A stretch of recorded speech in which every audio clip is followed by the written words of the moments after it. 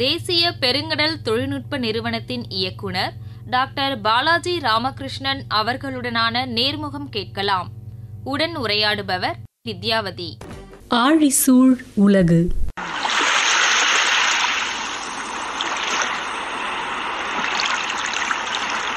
நீரின்றி அமையாத உலகு. உண்மைதானே? நீர் இல்லாம இந்த உலகம் அமைஞ்சிருக்காது. துளித்துளியாய் நீர்த்துளிகள் சேர்ந்த கடல், பெருங்கடல் இல்லாம இந்த உலகம் உருவாகியே இருக்காது. இத்தகைய சிறப்பு வாய்ந்த கடல் பத்தி தான் இன்னைக்கு நம்ம நிறைய விஷயங்களை கேட்டு தெரிஞ்சுக்க போறோம். நேற்று உலக பெருங்கடல்கள் தினம் நம்ம கொண்டாடினோம். கடலுக்காக இப்படி ஒரு தினம் கொண்டாடுவதற்கான காரணமும் முக்கியத்துவமும் என்ன சார்? வேர்ல்டு ஓஷன் டே அப்படிங்கிறது ஜூன் 8ஆம் தேதி ஒரு வருஷமும் கொண்டாடுறோம். எனக்கு தெரிஞ்ச வரை இது ஏர்லி 2000 இது உலக அளவில் நம்ம இந்த தினத்தை ஒரு அங்கீகாரம் பண்ணி அதை நம்ம செலிப்ரேட் பண்ணிட்டு வரோம்.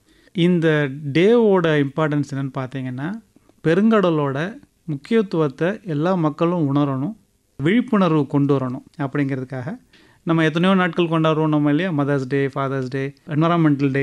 ஒரு ஃபியூ டேஸுக்கு முன்னாடி பார்த்தீங்கன்னா இன்டர்நேஷ்னல் டே ஆஃப் பயோடைவர்சிட்டின்னு ஒன்று செலிப்ரேட் பண்ணாங்க. அதுவும் யுனைடெட் நேஷன்ஸ் உலக அளவில் கொண்டாடுற ஒரு நாட்கள். அது மாதிரி ஒரு நாட்களுக்கும் முக்கியத்துவம் கொடுத்து அந்தந்த பர்டிகுலர் சப்ஜெக்டோட விழிப்புணர்வை மக்கள் மத்தியில் கொண்டு வரணும் அப்படிங்கிறது தான் முக்கிய எய்ம். ஆக்சுவலாக கடல்னு சொன்னாலே நமக்கு பொதுவாக நினைவுக்கு வர்றது மீனவர்கள். அவங்களுக்கு கடல் சம்மந்தப்பட்ட விஷயங்கள் நிறைய இருக்குது. அதே மாதிரி கடலில் வணிகம் புரிகிறவங்க. ஆனால் இப்போ நம்ம நிலத்தில் வாழக்கூடியவங்க, நமக்கும் கடலுக்கும் என்ன சம்பந்தன்ற கேள்வி நிறைய மக்கள் மனசில் இருக்கும் இல்லையா? கடலில் பாதிப்பு வந்தால் அந்த கடலுடைய பாதிப்பு நம்முடைய வாழ்க்கையை எந்த அளவுக்கு பாதிக்கும்? உலகத்தில் எந்த பகுதியில் இருந்தாலும், நிலப்பரப்புக்கு நடுவில் இருக்கிறோம், கடல்லேருந்து நம்ம ஆயிரக்கணக்கான கிலோமீட்டர் தள்ளி இருக்கிறோம், நமக்கு இது எந்த அளவுக்கு நேரடியான ஒரு பாதகமாகவோ சாதகமாகவோ இருக்கும் அப்படின்னு நினைக்கிறவங்களுக்கு இது ஒரு சின்ன செய்தி. Every second breath that we take is coming from ocean. எப்படி சார்? மரத்துலேருந்து தானே வருது நமக்கு ஆக்சிஜன். நமக்கு 50% மட்டும்தான் நம்ம மரம், அதாவது நம்ம காடுகள் இதெல்லாம் சொல்லுவோம் இல்லையா, அதுலேருந்து வருது. மீதி 50% நீங்கள் எங்கே இருந்தாலும் உலகத்தில் அது கடலில் இருந்தால் வருது. உண்மையை சொல்லணும்னா, மரங்கள்லாம் தோன்றாத காலத்துக்கு முன்னாடி இருந்து கடல்கள் தான் இந்த ஆக்சிஜனை நிரப்பி வச்சுருந்தது. ஒரிஜினலாக பார்த்திங்கன்னா இந்த ஆரம்ப காலகட்டங்களில் வெறும் நைட்ரஜனும் கார்பன் டை ஆக்சைடும் தான் இருந்திருக்கும். ஆக்சுவலாக அதை எடுத்து இந்த கடல்லையும் கடலில் இருக்கிற சின்ன சின்ன நுண்ணுயிர்களும் சேர்ந்து தான் இவ்வளோ ஆக்சிஜனை ஃபில் பண்ணி அதுதான் இப்போ இருக்கிற இந்த உலகத்தையே ஆக்சுவலாக க்ரியேட் பண்ணுச்சு. அப்படிங்கிறதா பேசிக் சயின்ஸ். கடலால் தான் உலகமே உருவாச்சு அப்படிங்கிறீங்க. அப்போ கடல்லாம் உலகம் இல்லைன்றதான் நீங்கள் சொல்ல வரீங்க? இருந்திருக்காது. கடல் முதல்ல தோன்றி அதில் உள்ள உயிரினங்கள்லாம் சுவாசிக்க ஆரம்பித்து ஆக்சிஜனை ரிலீஸ் பண்ணி அதுக்கப்புறம் அந்த நைட்ரஜனையும் கார்பன் டை ஆக்சைடையும் குறைச்சி தென் ஆக்சிஜன் இன்க்ரீஸ் பண்ணதுக்கப்புறம் தான் மரங்களும் மனிதர்களும் வர ஆரம்பித்தாங்க. ஸோ இதுதான் பேசிக் சயின்ஸ் ஆக்சுவலாக. ஸோ இனிமே யாராவது ஒருத்தர் எந்த மூலையில் மரங்களே இல்லாத ஒரு மூலையில் சுவாசிக்கிறாங்கன்னா அவங்க நன்றி சொல்ல வேண்டியது கடலுக்கு தான். கடலுடைய பங்கு இதில் இவ்வளோ இருக்கும் அப்படிங்கிறத நம்ம நினச்சி கூட பார்க்கல. இன்னொரு பெரிய பங்கு ஆக்சுவலாக இந்த கடல் என்ன கொடுக்குதுன்னா, இந்த என்டையர் கிளைமேட் அப்புறம் அந்த வெதர் கண்டிஷன்ஸ் எல்லாமே it is completely controlled, influence, dictated by the oceans.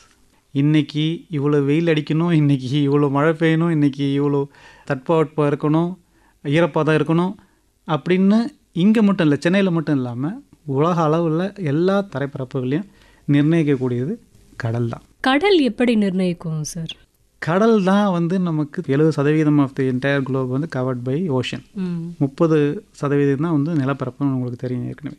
இந்த 70% கடல் தான் உங்களுக்கு சூரிய ஒளியை வாங்கி வெப்பத்தை கிரகிச்சிட்டு அதுக்கப்புறம் சொல்லுவாங்க எவாப்ரேட் டிரான்ஸ்பிரேஷன் சொல்லுவாங்க. ஆக்சுவலாக வாட்டர் எவாப்ரேட் ஆகி க்ளவுட் ஆகி கண்டென்ஸ் ஆகி கூலாகி உங்களுக்கு மழையாகி குடிக்கிற தண்ணியாகவும் அது 2% தான் மொத்தமே. ஆக்சுவலாக நிலப்பரப்பு மேலே இருக்கிற தண்ணி பார்த்தீங்கன்னா ஒரு 2% தான் இருக்கும். 98% ஓஷன் தான், கடல் வாட்டர் தான். நிலத்தடி நீர் 2% தான், மொத்தத்துக்கே ஒரு 2% தான் இருக்கும். அது நம்ம குடிக்கிற தண்ணி, அந்த தண்ணியுமே அங்கேருந்து தான் வருது ஆக்சுவலாக த்ரூ ஸ்கை வழியாக. ஸோ இந்த என்டையர் ப்ராசஸ் பார்த்தீங்கன்னா நம்மளுடைய day to day weather, long term climate effect எல்லாமே controlled by the oceans. So ஒரு பக்கம் ஆக்சிஜன் உங்களுடைய உயிரோட்டத்துக்கு தேவையானது, இன்னொரு பக்கம் பார்த்தீங்கன்னா நீங்கள் வாழ்வதற்கு தகுதியான அந்த சூழ்நிலையுமே அதுதான் கண்ட்ரோல் பண்ணுது. இவ்வளோ விஷயங்களை நமக்காக செஞ்சிட்ருக்கிற இந்த கடல் எதிர்கொள்ளும் சவால்கள் இப்போ என்ன சார்? என்னென்ன பிரச்சனைகள்லாம் இப்போ கடல் எதிர்கொண்டுட்டு இருக்கு? மில்லியன்ஸ் இயர்ஸ் ஆஃப் ஒர்க் பண்ணிகிட்டு இருக்கு நமக்காக. மொத்த ரிசோர்ஸஸ் மனிதர்களுக்காக மட்டும் இல்லை, trillions and trillions of species actually living along with us, coexist. சில ஸ்பீஷீஸ்லாம் வந்து நமக்கு முன்னாடியே மில்லியன்ஸ் ஆஃப் இயர்ஸுக்கு முன்னாடி இருந்தே இருக்குது. நம்ம தான் நடுவில் வந்தோம்னு கூட சொல்லிக்கலாம்னு வச்சுக்கோங்களேன். நடுவில் வந்திருந்தாலும் நம்ம வந்து ஒரு டாமினன்ட் ஸ்பீஷீஸாக நம்மளுடைய அறிவாற்றலால் நம்ம வந்து நிறைய இந்த டெக்னாலஜிலாம் டெவலப் பண்ணி வந்த காலத்தில் இப்போ நம்ம கவலைப்பட வேண்டிய ஒரு விஷயம் என்னென்னா மெரைன் பொல்யூஷன். மெரைன் பொல்யூஷன் வந்து எல்லா நாடுகளும், கடல் சார்ந்த நாடுகள் எல்லாட்டையும் கூட இதை பற்றி கவலைப்பட வேண்டிய ஒரு நேரம். கவலைப்பட ஆரம்பிச்சிட்டோம் நம்ம ஆல்ரெடி. ரொம்ப பொல்யூஷன்ஸ் டியூ டு என்ன சொல்கிறது, மைக்ரோ பிளாஸ்டிக்ஸ்ன்னு சொல்கிறோம். இந்த ரொம்ப சின்ன சின்ன பிளாஸ்டிக் துகள்கள் வந்து இப்போ கடலுக்கு போய் சேர ஆரம்பிச்சிருச்சு. ஒன்று ஆற்று வழியாவோ, நீர் வழியாவோ, தர வழியாவோ, ஏதோ ஒரு வகையில் இது வந்து ஆல்ரெடி போய் ரீச் ஆகிடுச்சு. அதுவும் நல்ல பிரேக் ஆகி இப்போ நேனோ பார்ட்டிகல்ஸுங்கிறாங்க, நேனோ மைக்ரோ பிளாஸ்டிக்ஸுங்கிறாங்க. மைக்ரோ பிளாஸ்டிக்ஸாக டு சம் எக்ஸ்டென்ட் நம்மளால் பார்க்க முடியும், நேனோ பிளாஸ்டிக்ஸை நம்மளால் பார்க்கவே முடியாது ஆக்சுவலாக.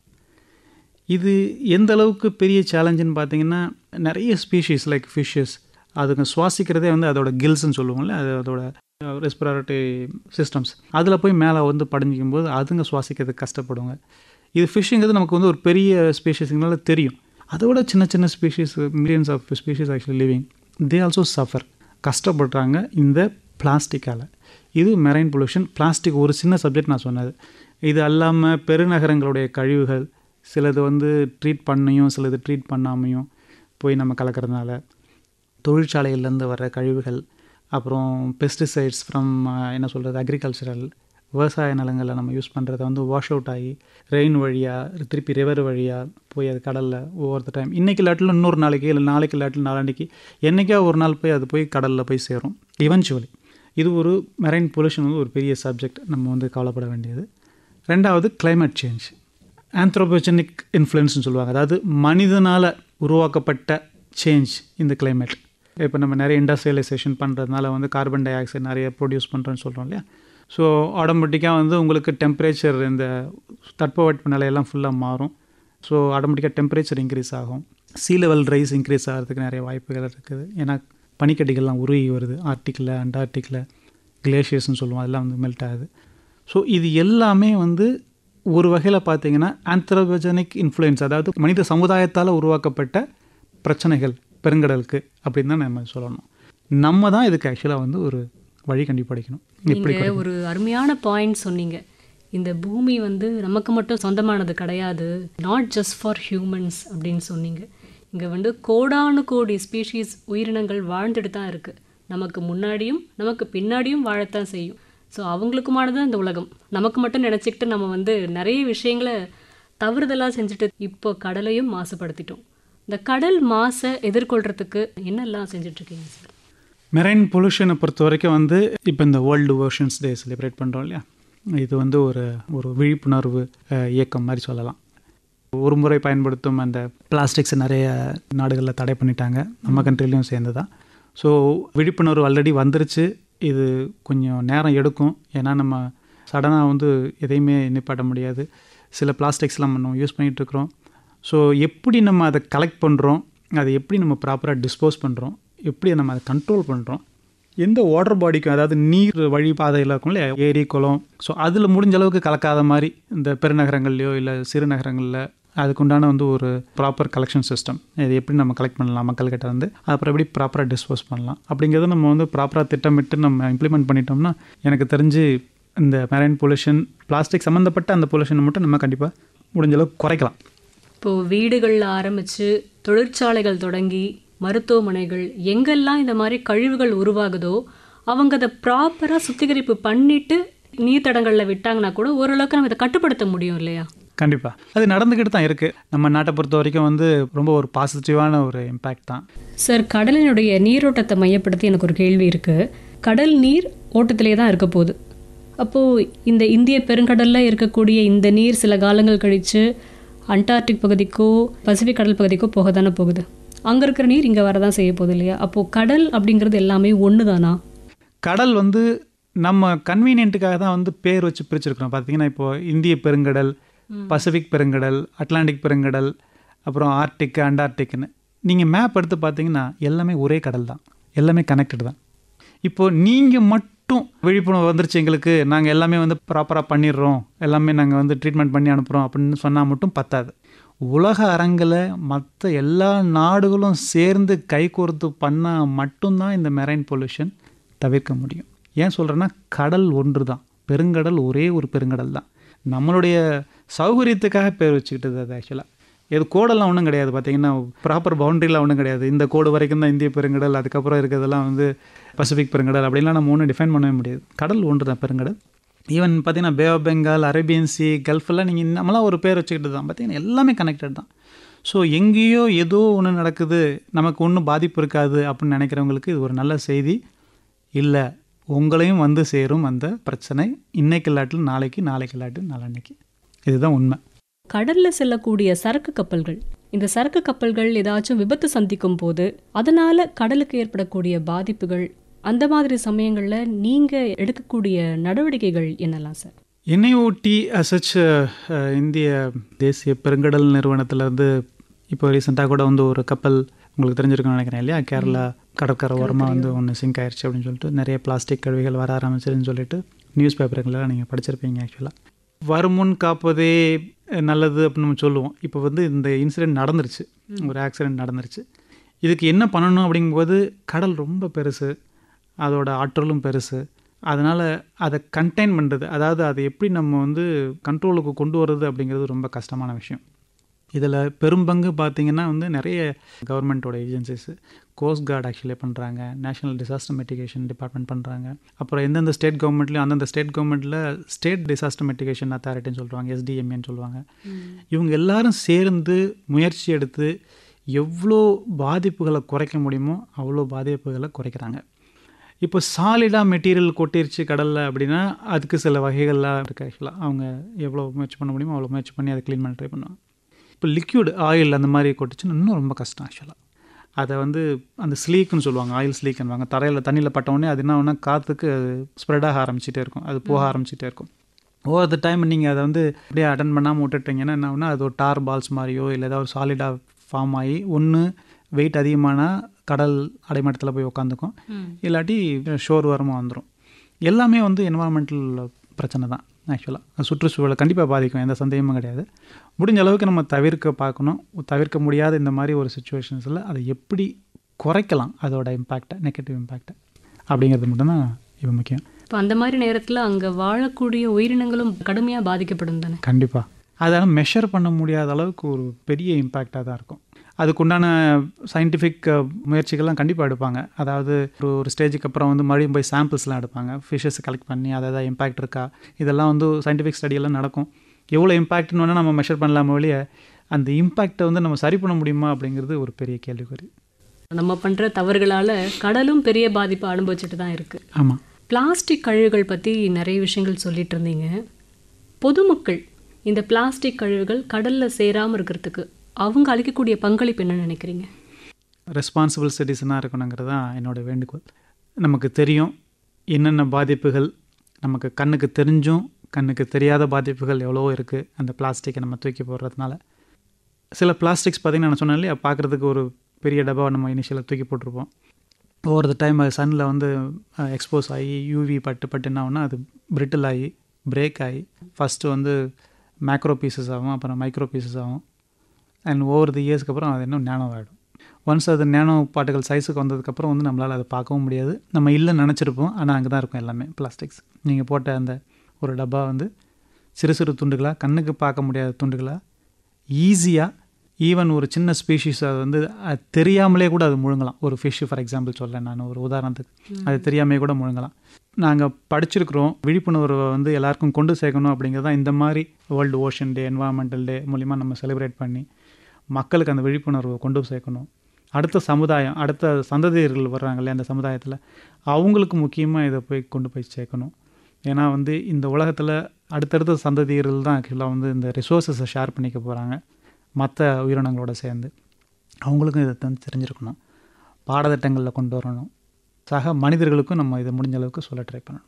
சமீபத்திய செய்திகளில் பார்த்தோன்னா கடல் வாழ் உயிரினங்களுடைய உடம்புலேருந்து இப்போ மைக்ரோ பிளாஸ்டிக்ஸ்லாம் எடுத்தோம் அப்படின்ட்டு ஆய்வு முடிவுகள் சொல்லிட்டு இருக்காங்க. அதை கேட்கும் போதே ரொம்ப அதிர்ச்சியாக இருக்குது. நீங்கள் சொன்ன மாதிரி ஒவ்வொரு மனிதருக்கும் அந்த பொறுப்பு இருக்கணும். ஆமாம், உங்களுடைய நிறுவனம் சார்பாக நீங்கள் ஈடுபட்டுள்ள ப்ராஜெக்ட் என்னன்னு நீங்கள் சொல்ல முடியுமா இந்த கடலுக்காக?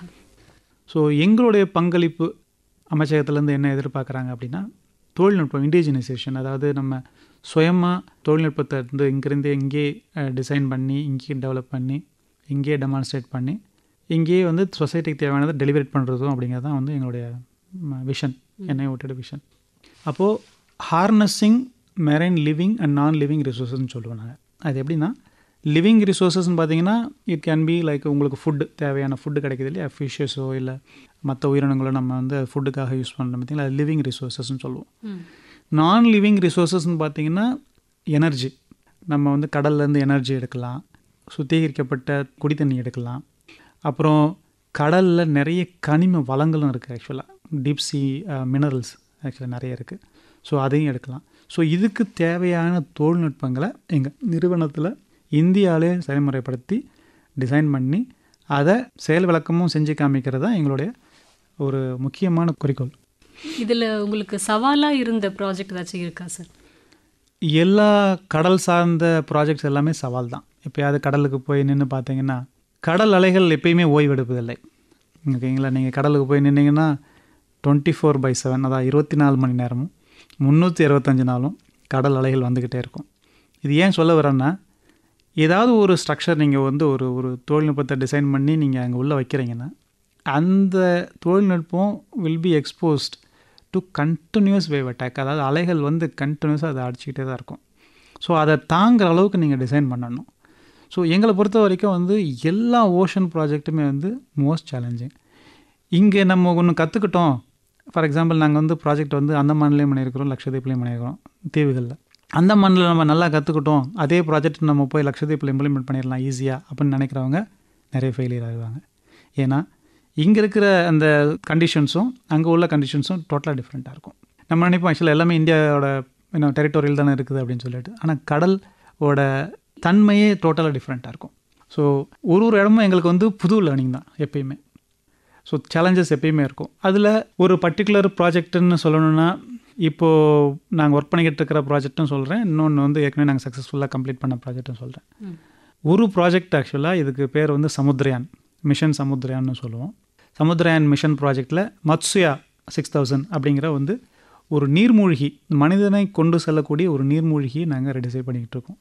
அது வந்து மேன்டு சப்மர்சிபிள்னு சொல்லுவோம் கம்ப்ளீட்டாக.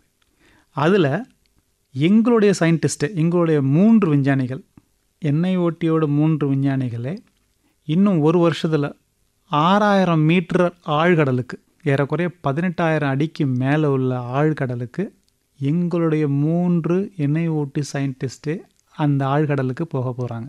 ஆழ்கடலுக்கு போகிறதே பெரிய சவாலான விஷயமாச்சு. கண்டிப்பாக. அது எப்படின்னு சொல்கிறேன் பாருங்கள். இப்போது அட்மாஸ்பியரிக் ப்ரெஷர்னு சொல்லுவோம். இப்போ நம்ம இங்கே இந்த ரூமில் உட்காந்துருக்கிறது வந்து 1 அட்மாஸ்பியரிக் ப்ரெஷர்னு சொல்லுவாங்க, 1 பார் அப்படின்னு சொல்லுவாங்க. அதுதான் வந்து 1 அட்மாஸ்பியரிக் ப்ரெஷர்னு சொல்லுவாங்க. 6000 மீட்டர் வாட்டர் டெப்த்தில் ஆழ்கடலில் இதே மாதிரி 600 மடங்கு ப்ரெஷர் இருக்கும், நீர் அழுத்தம் இருக்கும். ஆக்சுவலாக இன்னும் சிம்பிளாக சொல்லணும்னா 600 பாருங்கிறது எப்படின்னா 600 kg/cm². உங்களுடைய கை விரல், சுண்டு விரலில் உள்ள நகம் பார்த்தீங்கன்னா ஏறக்குறைய வந்து 1 cm/1 cm இருக்குன்னு வச்சுக்கோங்களேன் அப்ராக்சிமேட்டாக. இந்த சின்ன இடத்துல பெரிய காலோட வெயிட் வந்து உங்கள் நகத்தில் மொத்தமாக அப்படியே ட்ரான்ஸ்ஃபர் பண்ணுற மாதிரி. அப்போ எவ்வளோ ப்ரெஷர் இருக்கும் உங்களுக்கு நகத்தில்? அவ்வளோ அழுத்தத்தை மனித உடல் தாங்குமா? அது தாங்கிறதுக்கு தான் நாங்கள் வந்து ஒரு ஹல் மாதிரி பண்ணுறோம். ஆக்சுவலாக விண்கலம் மாதிரி, இது வந்து ஒரு நீர்மூழ்கி களம் மாதிரி. அந்த களத்துக்குள்ளே தேவையான ஆக்சிஜன் சப்ளை, CO2 ரிமூவர், ஹியூமிடிட்டியை மெயின்டைன் பண்ணணும். ப்ளஸ் அந்த நீர்மூழ்கி களத்தை கண்ட்ரோல் பண்ண தேவையான அத்தனை எலக்ட்ரிக்கல் சிஸ்டம்ஸையும் இன்ஸ்ட்ருமெண்டேஷன்ஸையும் உள்ளே வச்சு இது வந்து ஒரு சின்ன மினி நீர்மூழ்கி, அது சம்மர்சிபிளாகவே பண்ணுறோம். ஆக்சுவலாக நம்ம அதில் பார்த்திங்கன்னா வந்து உங்களுக்கு அந்த ப்ரொப்பலர் த்ரஸ்டர்ஸ் இருக்கும், வெளியில் பேட்டரிஸ் இருக்கும், அப்புறம் வந்து அவங்கள எமர்ஜென்சியில் வந்து அவங்கள ரெஸ்கியூ பண்ணுறதுக்குண்டான சிஸ்டம்ஸ் இருக்கும். இது எல்லாமே வந்து சிஸ்டம் பண்ணுறோம். ஆனால் அந்த ஹல் இருக்குது பார்த்திங்களா, அந்த ஸ்பெரிக்கல் ஹல், ஒரு 2.1 மீட்டர் டயமீட்டரில் இருக்கிற ஹல், அதில் 3 பேர் உட்காந்துருப்பாங்கல்ல, அது மட்டுமே வந்து டைட்டானியம் மெட்டீரியலில் பண்ணுறோம். ஏறக்குறைய வந்து 80 mm திக் டைட்டானியம் மெட்டீரியலில் அதை பண்ணுறோம். எதனால் டைட்டானியம் சூஸ் பண்ணியிருக்கீங்க சார்? நம்பர் 1 இரும்பை விட வந்து எடை குறைவு, ஃபார் தி சேம் ஸ்ட்ரென்த்தும் அதிகம். இன்னொன்று துரு பிடிக்காது. ஸோ கடலில் வந்து பெரிய பிரச்சனை வந்து ஸ்டீல் நீங்கள் யூஸ் பண்ணிங்கன்னா துருப்பிடிக்கிறதுக்கான நிறைய வாய்ப்புகள் இருக்குது. ஸோ அது இருக்கக்கூடாது அப்படின்றதுக்காக டைட்டானியம் ஹல் பண்ணுறோம். ஆக்சுவலாக வெயிட்டும் குறைவு ஸ்டீலை விட. ஸோ நம்ம வந்து நிறைய எஃபிஷியண்ட்டாக வந்து யூஸ் பண்ணிக்கலாம் நம்ம அந்த நீர்மூழ்கி. ஸோ இது வந்து ஒரு ப்ராஜெக்ட் இப்போ நடந்துகிட்ருக்கு. அதோட ஹார்பர் டெஸ்ட்டுன்னு சொல்லுவாங்க ஆக்சுவலாக. அதாவது சென்னையில் வந்து காட்டுப்பள்ளியில் ஒரு ஹார்பரில் February மாதம் தான் டெஸ்ட் பண்ணோம் 2025. இந்த வருஷம் கடைசியில் இல்லை beginning of next year 2026 earlier January Februaryயில் முதல்ல 500 மீட்டருக்கு அதை உள்ளே அனுப்ப போகிறோம் 3 சயின்டிஸ்டோட. அது சக்ஸஸ் ஆனதுக்கப்புறம் மற்ற காம்பனன்ட்ஸ்லாம் வந்து பேரலாக ஃபிக்ஸ் பண்ணிவிட்டு 6000 மீட்டருக்கு உண்டான ப்ரிப்பரேஷனும் வந்து 2026 கடைசியில் இல்லாட்டி 2027 பிகினிங்கில் இதை நாங்கள் சக்ஸஸ்ஃபுல்லாக பண்ணலான்னு பிளான் பண்ணியிருக்கோம். இவ்வளவு ரிஸ்கோட இவ்வளோ சவால்களோடு இந்த ப்ராஜெக்டை பண்ண வேண்டிய நோக்கம் என்ன சார்? என்ன இலக்கு உங்களுக்கு? 2 விஷயம். எப்படி நம்ம இந்த ஒரு அட்மாஸ்பியரிக் ப்ரெஷரில் நம்ம கம்ஃபர்டபுளாக இருக்கிறோமோ இந்த ரூமில், அந்த மாதிரி 600 டைம்ஸ் ஆஃப் திஸ், அது 600 மடங்கு ப்ரெஷர் உள்ள இடத்துலையுமே உயிரினங்கள் வாழுது கம்ஃபர்டபுளாக. நம்மளால் போக முடியாத இடத்துல அந்த ஸ்பீஷீஸ்லாம் கம்ஃபர்டபுளாகவே இருக்குது. There are some species that we call it பீசோஃபிலிக்னு சொல்லுவாங்க. பீசோ டாலரண்ட் அண்ட் பீசோஃபிலிக்னு சொல்லுவாங்க. இந்த உயிரினங்களில் இந்த பீசோஃபிலிக் அந்த பீசோ டாலரண்ட்டில் உள்ள உயிரினங்களில் பார்த்திங்கன்னா சில உயிரினங்கள் நீங்கள் அந்த 6000 மீட்டரில் மட்டும்தான் அது உயிர் வாழும். நீங்கள் எப்படி இங்கே கம்ஃபர்டபுளாக இருக்கிறீங்களோ அங்கே போக முடியாதோ, அவங்க அங்கே கம்ஃபர்டபுளாக இருக்காங்க, அவங்களால இங்கே வாழ முடியாது. இப்போ நீங்கள் அதை எடுத்துகிட்டு அதை ட்ரை பண்ணிங்கன்னு வச்சுக்கோங்களேன், ஒரு முயற்சி பண்ணி நீங்கள் எப்படியோ ஒரு கலெக்ஷன் ஒரு சாம்பிள் கொண்டு வந்துட்டிங்கன்னு வச்சுக்கோங்களேன், அதை கொண்டு வந்துட்டு நீங்கள் இந்த டேபிள் வச்சிங்கன்னா உடனே அது இறந்துடும். ஃபர்ஸ்ட் ஆஃப் ஆல் நீங்கள் கொண்டு வரவே முடியாது, அது ஒரு விஷயம். பட் இருந்தாலும் கொண்டு வந்துட்டிங்கன்னா உடனே அது ஒரு இம்ப்ளோட் ஆயிரும். இட் டசன்ட் எக்ஸிஸ்ட், அவ்வளோதான், அது போய்டும், இட் வில் டிஸப்பியர். இது ஏன் சொல்ல வரேன்னா, அந்த உயிரினங்களும் எப்படி அந்த ப்ரெஷரை தாங்குது அப்படின்னு இன்னும் நமக்கு ஒரு பெருசாக விளங்கலை. அதை கொண்டு வந்து நம்ம லெபார்ட்டரியில் ஆராய்ச்சி பண்ணி அனலைஸ் பண்ணணுன்னா கூட அந்த சாம்பிள்ஸை அதே ப்ரெஷரில் கொண்டு வரணும். 600 பார் ப்ரெஷர்லேயே கலெக்ட் பண்ணணும், 600 பார் ப்ரெஷர்லேயே அதை மேலே கொண்டு வந்து எங்கள் கப்பலுக்கு சேர்க்கணும், 600 பார் ப்ரெஷர்லேயே எங்கள் லேபுக்கு வரணும். என்ன டெஸ்ட்டு நீங்கள் பண்ணணுனாலும் அது 600 பார் ப்ரெஷர்லேயே வச்சு தான் பண்ணணும். அப்போனா மட்டும்தான் அந்த உயிரினம் உயிரோடு இருக்கும். இது ஒரு பக்கம். இன்னொன்று டெம்பரேச்சர். இங்கே வந்து இப்போது ஒரு 35-40 டிகிரி இருக்கும் இல்லையா நம்ம டெம்பரேச்சர். அப்போ 6000 மீட்டர் கிட்ட போகும்போது வந்து 1 டிகிரி 2 டிகிரி தான் இருக்கும் ஆக்சுவலாக. ஏன்னா சூரிய ஒளியே படாத இடங்கள் ஆக்சுவலாக அது பெரும்பாலான டைமில். ஸோ அந்த டெம்பரேச்சரில் அதை மெயின்டைன் பண்ணணும், இல்லாட்டியும் அதில் வாழாது. ஸோ மனிதனுக்கு இவைகள்லாம் எப்படி எங்கே போய் so many millions and billions of years they are actually living comfortably, எப்படி அதனால் வாழ முடியுது அப்படிங்கிறத பார்த்துக்கிறதுல எப்பயுமே ஒரு ஆர்வம். அந்த ஆர்வம் தான் நம்மளை இப்படி உட்கார வச்சு பேசுகிறதுன்னு நான் நினைக்கிறேன். அந்த சயின்ஸு, இன்ஜினியரிங், டெக்னாலஜி, இந்த evolution of all this technology எல்லாமே பார்த்திங்கன்னா மனிதனுடைய கேள்வி கேட்கும் அறிவு தொடர்ந்து இது ஏன் இது எப்படின்னு கேட்குறது, அது மாதிரி நமக்கு தெரிஞ்சுக்கணும்னு ஆசை. இது ஒரு பக்கம் உயிரினங்களை பற்றி உள்ளது. இன்னொரு பக்கம் நான் சொன்ன மாதிரி நிறைய டீப் சி மினரல்ஸ், அதாவது கனிம வளங்கள் நிறைய இருக்குது. அதை நாங்கள் கொஞ்சம் கலெக்ட் பண்ணலான்னு, சாம்பிள் கலெக்ட் பண்ணலான்னு ஒரு பிளான் இருக்குது. அவைகளில் சில கனிமங்கள்லாம் பார்த்திங்கன்னா எங்கள் ரிப்போர்ட்டில் என்ன சொல்லுதுன்னா, நாங்கள் சில சாம்பிள்ஸ் இதுக்கு முன்னாடி எடுத்து வந்ததில் அதில் கோபால்ட்டு, நிக்கல், மெக்னீசியம் இந்த மாதிரி பொருட்கள் இப்போது பேட்டரிக்கு தேவையான ஃபியூச்சரிஸ்டிக் மெட்டீரியல்லாம் கூட கடல் கடையில் இருக்குது அப்படின்னு நம்புகிறோம். ஸோ இது ஒரு ரெண்டாவது ஒரு பக்கம். லிவிங் ரிசோர்ஸஸ், நான் லிவிங் ரிசோர்ஸஸ் ஒரு பக்கம். இன்னொன்று, இந்த உலக அரங்கில் இந்தியர்களாகிய நம்மளாலேயும் இப்படி ஒரு டெக்னாலஜியை இண்டிஜினஸாக நம்ம சுயமாக கம்ப்ளீட்டாக டிசைன் பண்ணி அதை சக்ஸஸ்ஃபுல்லாக பண்ண முடியும் அப்படின்னு நிரூபிக்கிறதுக்காகவும் பண்ணுறோம். கேட்கும்போதே ரொம்ப பிரமிப்பாக இருக்குது. உங்களுடைய ப்ராஜெக்ட் வெற்றி பெற இங்கே எல்லா சார்பிலையும் உங்களுக்கு வாழ்த்துக்களை தெரிவிச்சுக்கிறோம் சார். தேங்க்யூ. இந்த கடலை பாதுகாக்கிறதுக்கு எல்லா நாடுகளும் ஒன்று கூடி செயல்படணும் அப்படின்னு சொன்னீங்க இல்லையா? உலகளாவிய ஒப்பந்தங்கள் இருக்கா இதுக்காக? நிறைய இருக்குது கண்டிப்பாக. இந்தியாவும் நிறைய பெரிய பங்களிப்பு. இந்தியா வந்து ஒன் ஆஃப் தி ஆக்டிவ், துடிப்புடன் செயல்படுற ஒரு நாடாகவே நான் பார்க்குறேன் ஆக்சுவலாக. அன்கிளாஸ்ன்னு சொல்லுவாங்க, UN convention of law of sea அப்படின்னு சொல்லுவாங்க. அது பார்த்திங்கன்னா வந்து ஒரு குளோபல் ஓஷன் கவர்னன்ஸ் மாதிரி ஆக்சுவலாக ஒரு முறைப்படுத்தப்பட்ட பெருங்கடலை பயன்படுத்துறதுக்காக வழிமுறைகள், நெறிமுறைகள் இதெல்லாம் வந்து வகுத்து சொல்லியிருக்காங்க ஆக்சுவலாக. அதை வந்து எந்தெந்த கண்ட்ரிலாம் வந்து அதை அக்செப்ட் பண்ணிக்கிட்டாங்களோ அவங்களாம் அதை முடிஞ்ச அளவுக்கு அதை ஃபாலோ பண்ண ட்ரை பண்ணுறாங்க. அப்போ என்னன்னா உங்களுக்கு ஒரு குளோபல் ஃப்ரேம் ஒர்க் கிடச்சிரும், ஒரு லீகல் ஃப்ரேம் ஒர்க் எல்லாருக்கும் பொதுவான ஒரு பொதுமறை மாதிரி கிடச்சிரும். இந்தியாவாக இருந்தாலும் சரி, இல்லை மற்ற நாடுகளாக இருந்தாலும் சரி, ஒரே திட்டங்கிறதுனால, ஒரே வழிமுறைங்கிறதுனால அது யூனிஃபார்மாக ஃபாலோ பண்ணாங்கன்னா ஒரு இப்போ இல்லாட்டிலும் ஒரு 15 வருஷம் கழிச்சோ ஒரு 30 வருஷம் கழிச்சோ வந்து எல்லாரும் பர்டிகுலர் கருத்தோட ஒரு தொலைநோக்கு பார்வையோடு எல்லாருமே பயணிப்பாங்க அப்படிங்கிறது தான் வந்து அதோட மெயின் மிஷன் ஆக்சுவலாக. இது இல்லாமல் இந்தியா BBNJன்னு சொல்லுவாங்க ஆக்சுவலாக, பயோடைவர்சிட்டி பியாண்ட் நேஷ்னல் ஜூரிடிக்ஷன் சொல்லுவாங்க. அதாவது நமக்குன்னு ஈஸர்னு சொல்லுவாங்க, எக்ஸ்க்ளூசிவ் எக்கனாமிக் ஜோன் சொல்லுவாங்க. உங்கள் கடலும் உங்கள் லேண்டு உங்கள் எக்ஸ்க்ளூசிவ் எக்கனாமிக் ஜோன் மட்டும் நீங்கள் கவலைப்படாமல் அதையும் தாண்டி கொஞ்சம் கவனம் எடுத்துக்கோங்க அப்படின்னு ஒரு குளோபல் பாடி வந்து சொல்ல விரும்புகிறாங்க. அது எப்படின்னா, உங்கள் பவுண்டரி தாண்டினோடனே பார்த்தீங்கன்னா நோமேன்ஸ் லேண்டில் போயிடுவீங்க. சில பகுதியெல்லாம் பார்த்தீங்கன்னா யாருக்கு கண்ட்ரோலும் இல்லாமல் இருக்கும். எல்லா கண்ட்ரிக்கும் ஒரு பவுண்டரி இருக்கும். அதை தாண்டினதுக்கப்புறம் யார் பார்த்துக்கிறது? அப்போ யாராவது ஒருத்தர் பார்த்துக்க முடியாது, ஏன்னா கடல் வந்து ரொம்ப பெருசு பெருங்கடல். ஸோ அப்படி கொண்டு வரப்பட்டது அந்த பிபிஎன்ஜின்னு சொல்கிறாங்க, சில பயோடைவர்சிட்டி பியாண்ட் நேஷனல் ஜூரிடிக்ஷன்ஸ் அப்படின்னு சொல்லிட்டு. உங்கள் கடல் பகுதிக்கும் தாண்டி நீங்கள் கொஞ்சம் ஹெல்ப் பண்ண முடியுமா அப்படிங்கிற மாதிரி தான். அதில் இப்போ இந்தியாவும் ஒரு சிக்னேட்டரி. இப்போ ரீசெண்டாக தான் ஒரு வருஷம் இருக்கும்னு நினைக்கிறேன் நம்ம அதை சைன் பண்ணி. அப்போ நம்ம தார்மீக பொறுப்பு எடுத்துருக்குறோம். எங்களை சுற்றி உள்ள பெருங்கடலை நாங்கள் முயற்சி எடுக்கிறோம். பயோடைவர்சிட்டி வந்து ஆக்சுவலாக ஒரு இன்ட்ரெஸ்டிங்கான ஃபேக்ட் அப்படின்னா, இது வரைக்கும் டாக்குமெண்டட் எவிடன்ஸ் ஆஃப் ஸ்பீஷீஸ், அதாவது எத்தனை உயிரினங்கள் உயிர் வாழுது அப்படின்னு பார்க்கும்போது ஏறக்குறைய ஒரு 8 மில்லியன் லேண்ட் பேஸ்டு ஸ்பீஷீஸும் வெறும் 2 மில்லியன் கடல் சார்ந்த உயிரினங்களும் இது வரைக்கும் டாக்குமெண்ட் பண்ணியிருக்கிறோம். 70% கடல்லே 2 மில்லியன் ஸ்பீஷீஸ் தான் நம்ம டாக்குமெண்ட் பண்ணியிருக்கிறோம். ஆனால் 30% இருக்கிற நிலப்பரப்பில் 8 மில்லியன்னு சொல்கிறோம். நம்ம 8 மில்லியன் 9 மில்லியன் சொல்கிறோம். இது நமக்கே தெரியுது ஒரு கான்ட்ராடிக்டரி ஸ்டேட்மெண்ட் அப்படின்னு. என்னென்னா, கடலில் இன்னும் unexplored species R trillions and trillions. நம்மக்கிட்ட டெக்னாலஜியும் இல்லை. ஒரு சாம்பிளை கலெக்ட் பண்ணால் ஒன்றும் இல்லை. ஒரு எக்ஸாம்பிள் சொல்லணும்னா, ஒரு ட்ராப் ஆஃப் சீ வாட்டர், எம்எல்லாம் சொல்ல வரல நான், ஒரு சொட்டு கடல் வாட்டரை நீங்கள் ரேண்டமாக எடுத்தீங்கன்னா அதில் மில்லியன்ஸ் ஆஃப் பாக்டீரியாஸ் இருக்கும். ஒரு துளி நீரில், ஒரு துளியில் சொல்கிறேன். பெருங்கடலில் நீங்கள் எவ்வளோ ஸ்பீஷீஸ் இருக்குன்னு எப்படி நீங்கள் மேப் பண்ணுவீங்க? ஒரு பக்கம் வந்து அறிவியல் ஆராய்ச்சிகள் என்ன பண்ணுறாங்கன்னா, பயோடைவர்சிட்டின்னு நம்ம சொல்கிற டாக்குமெண்டட் ஸ்பீஷீஸ் மட்டும் தான் பற்றி பேசிகிட்டு இருக்கிறோம். Undocumented huge amount of species yet to be known to us. நமக்கு இன்னும் தெரியவே இல்லை. ஆக்சுவலாக அது தெரிஞ்சால் மட்டும்தான் அதுகளுக்கெல்லாம் பாதிப்பு இருக்கா, அதுகள்லாம் வந்து கஷ்டப்படுறாங்களா, அவங்கெல்லாம் வந்து அழிஞ்சிக்கிட்டு இருக்காங்களா அப்படிங்கிறதான் அதுக்கப்புறம் தான் பண்ண முடியும். ஸோ பயோடைவர்சிட்டி ரிசோர்ஸ் மேப்பிங்னு சொல்லுவோம் பார்த்தீங்களா, அதோட முயற்சியை வந்து உலக அரங்கில் எனக்கு தெரிஞ்சு வந்து 30% வந்து 2030 பண்ணணுங்கிறது யூஎனோட டார்கெட்.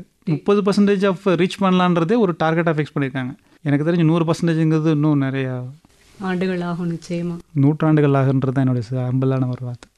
நீங்கள் சொல்லும்போது அந்த ஒரு துளி கடற்நீருக்குள்ளே இவ்வளவு உயிரினங்கள் வாழுது அப்படின்னு நினைக்கும் போதே எவ்வளவு பொறுப்பற்ற முறையில் நம்ம செயல்பட்டிருக்கோம் அப்படின்னு தோணுது எனக்கு. நிறைய உயிரினங்கள் அழியறதுக்கு நம்ம காரணமாக இருந்திருக்கோமா அப்படின்னு கூட நினைக்க தோணுது.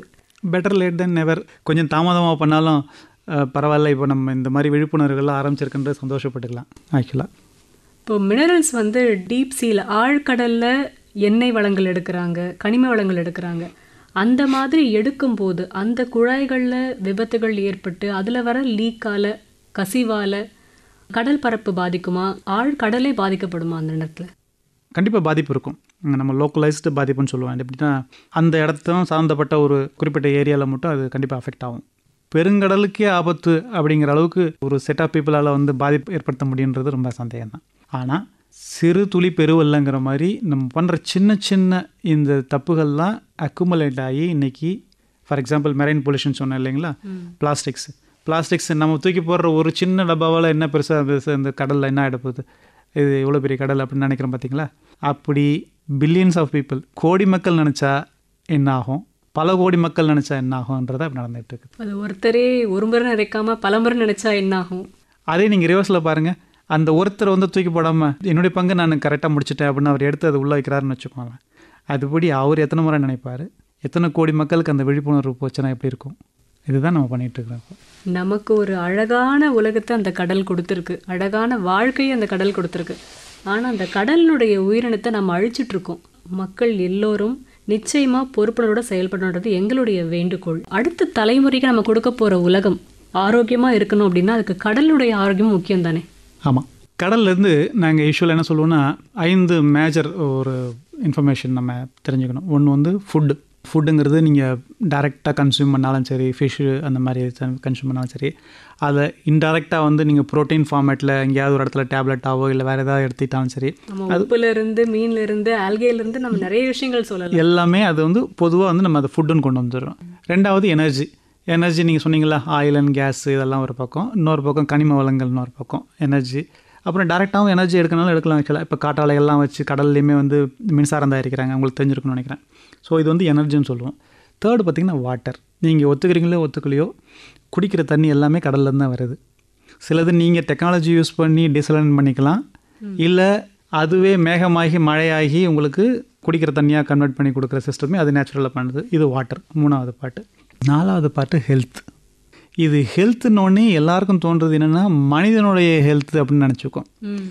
நான் மட்டும் நல்லா இருந்தால் பத்தாது, என்னை சுற்றி உள்ள அத்தனை உயிரினங்களும் நல்லா இருந்தால் மட்டும்தான் நானும் நல்லா இருக்க முடியும். புரியுதுங்களா? இப்போ மரங்களே இல்லாத ஒரு வாழ்க்கையை நினச்சி பாருங்கள், நம்ம நல்லா இருக்க முடியுமா? ஹெல்த்துங்கிறது என்டையர் எக்கோசிஸ்டமோட ஹெல்த்து. அந்த எக்கோசிஸ்டமில் கடலும் மலைகளும் மரங்களும் நிலப்பரப்புகளும் மனிதர்களும் இருக்கிறார்கள். 5வது பாயிண்ட் வந்து கிளைமேட். கிளைமேட்டை நம்மளால் எந்த பாதிப்பும் வராத அளவுக்கு முடிஞ்ச அளவுக்கு பார்த்துக்கிட்டோம்னா அது நமக்கு பயன்பாடாக இருக்கும். இந்த 5 விஷயமும் வந்து நம்ம கடல்கிட்டேருந்து எடுக்கிறோம். Food, energy, water, health and climate. கட்டுறது கையளவுங்கிற மாதிரி இப்போ நம்ம படிச்சிருக்கிறது வந்து ஒரு ட்ராப் ஆஃப் வாட்டர் தான் படிச்சிருக்கிறோம். இது இன்னும் உலகளவு நம்ம படிக்க வேண்டியிருக்கு. கடல் குறித்த ஆராய்ச்சிகள் அப்போ இன்னும் நிறைய நம்ம பண்ண வேண்டியிருக்கு, பெருங்கடல் அளவுக்கு. இப்போ அடுத்த தலைமுறைக்கு நம்ம நிச்சயமாக கடல் பற்றிய விழிப்புணர்வு ஏற்படுத்தணும்னா அவங்கள வந்து கல்வி மூலயமாவும் இதை நம்ம இன்சிஸ்ட் பண்ண முடியும். இப்போது உங்களுடைய அனுபவத்தை நம்ம எடுத்துப்போமே, நீங்கள் எப்படி உங்களுடைய எஜுகேஷன் ஆரம்பிச்சிங்க சார், அதை பற்றி சொல்லுங்கள். சிவில் இன்ஜினியரிங் தான் நான் படித்தேன். கடைசி வருஷம் படிச்சுட்டு இருக்கும்போது எனக்கு ஒரு வாய்ப்பு கிடச்சிது. கொச்சின் ஷிப்யார்டில் போய் ஒரு இன்டர்ன்ஷிப் பண்ணுறதுக்கு ஒரு 30 நாள் தான் ஆக்சுவலாக வாய்ப்பு கிடச்சிது. அந்த வாய்ப்பு நான் வந்து என்ன சொல்கிறது, கோல்டன் ஆப்பர்ச்சுனிட்டின்னு இப்போ சொல்லலாம். ஆக்சுவலாக அங்கே போய் கப்பல் துறைமுகங்கள் எப்படி டிசைன் பண்ணுறாங்க, எப்படி கட்டுறாங்க, எப்படி கன்ஸ்ட்ரக்ட் பண்ணுறாங்க, என்னென்ன சேலஞ்சஸ் இருக்குது, அது ரொம்ப ஆர்வமாக இருந்தது. ஸோ இதில் ஃபர்தராக வந்து எக்ஸ்ப்ளோர் பண்ணலாம் அப்படின்னு சொல்லிட்டு தான் நான் மாஸ்டர்ஸ் அப்புறம் பிஹெச்டி என்னோடய ஓஷன் இன்ஜினியரிங் சப்ஜெக்ட்லேயே பண்ணேன் ஆக்சுவலாக ஐடி மெட்ராஸில். அதுக்கப்புறமும் ஒரு 4 வருஷம் வெளிநாட்டில் போய் நிறைய மெரைன் இன்ஃப்ராஸ்ட்ரக்சர்ஸ் டிசைன் சொல்லுவோம், கடல் உள்கட்டமைப்புகள்லாம் எப்படி பண்ணுறாங்க அப்படின்றது சம்மந்தப்பட்ட ஒரு ப்ரைவேட் இண்டஸ்ட்ரியில் ஒர்க் பண்ணிவிட்டு அதுக்கப்புறம் ஐடி மெட்ராஸ்க்கு வந்து அங்கேயும் பார்த்திங்கன்னா ஓஷன் இன்ஜினியரிங் டீச் பண்ணுறேன். ஸோ குழந்தைங்களுக்கு நான் கற்றுக்கிட்ட அந்த அனுபவங்கள், இந்த இண்டஸ்ட்ரியிலேருந்து வந்த அனுபவங்களோ, அதுக்கு முன்னாடி நான் ஒர்க் பண்ண இந்த மாதிரி சேலஞ்சிங்கான இன்ட்ரெஸ்டிங்கான மெரைன் இன்ஜினியரிங் ரிலேட்டட் ப்ராஜெக்ட்ஸான உள்ள அனுபவங்கள் எல்லாம் பாடம் மூலியமாக நான் சொல்லிக் கொடுப்பேன். படிக்கும்போதே தெரியும் அது எங்கே அப்ளை பண்ண போகிறாங்க, அது எங்கே பயன்படுத்த போகிறாங்க, எங்கே உபயோகப்படுத்த போகிறாங்கன்னு. அந்த இளம் வயதிலே நம்ம டேக் பண்ணிட்டோம்னா அவங்க இண்டஸ்ட்ரிக்குள்ளே போகும்போது they'll be prepared for any challenges. அவங்களாவே தயார்படுத்தியிருப்பாங்க அவங்க உள்ள நுழையும் போதே. அருமையான பணி சார். ஏன்னா மாணவர்களுக்கு பெரிய அளவில் இந்த விஷயம் உதவி பண்ணும். இப்போது பள்ளி மாணவர்களுக்கு நீங்கள் எந்த வகையிலான விழிப்புணர்வுலாம் ஏற்படுத்திட்டு இருக்கீங்க சார்? வேர்ல்டு ஓஷன் டே, என்வரான்மெண்ட் டே ப்ளஸ் இந்த பயோடைவர்சிட்டி டே, இது நாங்கள் கல்லூரிகளுக்கும் சரி நாங்கள் பள்ளி குழந்தைகளுக்கும் சரி நாங்கள் நிறைய ஊக்குவிக்கிறதுக்கான முயற்சிகள்லாம் பண்ணுறோம். சில டேஸ் எல்லாம் பார்த்திங்கன்னா ப்ரோக்ராம்ஸ் எல்லாம் பார்த்திங்கன்னா எங்கள் இன்ஸ்டியூட்டில் NIOT national institute of ocean டெக்னாலஜிலே பார்த்திங்கன்னா பள்ளி குழந்தைகளை வர வச்சு எங்கள் ஆடிட்டோரியமில் பெரிய அரங்களை உட்கார வச்சு அவேர்னஸ் ப்ரோக்ராமு, குவிஸ் ப்ரோக்ராமு, அப்புறம் என்ன சில நேரங்களில் வந்து சின்ன சின்ன நாடகங்களாகவோ சின்ன சின்ன ப்ரோக்ராம்ஸ்களோ வழியாக அந்த மெசேஜை நாங்கள் பாஸ் பண்ண ட்ரை பண்ணுறோம். இது ஒரு பக்கம். மற்ற ஸ்கூலில் வந்து நாங்களே கண்டக்ட் பண்ணுறோம் அப்படின்னா எங்களுடைய விஞ்ஞானிகள் அங்கே போய் அவேர்னஸ் ப்ரோக்ராம் கண்டக்ட் பண்ணுறது, குவிஸ் ப்ரோக்ராம் கண்டக்ட் பண்ணுறது, பரிசு கொடுத்து ஊக்குவிக்கிறது, இது எல்லாமே நாங்கள் தொடர்ந்து பண்ணிகிட்டே வரோம். இதுக்கு மேலே ஒன்று பார்த்திங்கன்னா இன்டர்நேஷ்னல் கோஸ்டல் கிளீனப் டேன்னு ஒன்று கேள்விப்பட்டிருப்பீங்கன்னு நினைக்கிறேன். அது உலக அளவில் நடக்கும். இந்தியாவில் நிறைய வருஷம் நல்லா இப்போ சக்ஸஸ்ஃபுல்லாக பண்ணிட்டு வராங்க. இந்த பீச்சை க்ளீன் பண்ணுறதுக்கு ஒரு பர்டிகுலர் டேயில் அவங்களுக்கு வந்து க்ளவுஸு எல்லாம் கொடுத்துட்டு நீங்கள் வந்து முடிஞ்ச அளவுக்கு இந்த பிளாஸ்டிக் இதெல்லாம் வந்து நீங்கள் கலெக்ட் பண்ணுங்கள் அப்படின்னு சொல்லிட்டு அவங்களுக்கு பேக்லாம் கொடுத்து கலெக்ட் பண்ணி கொண்டு வரும்.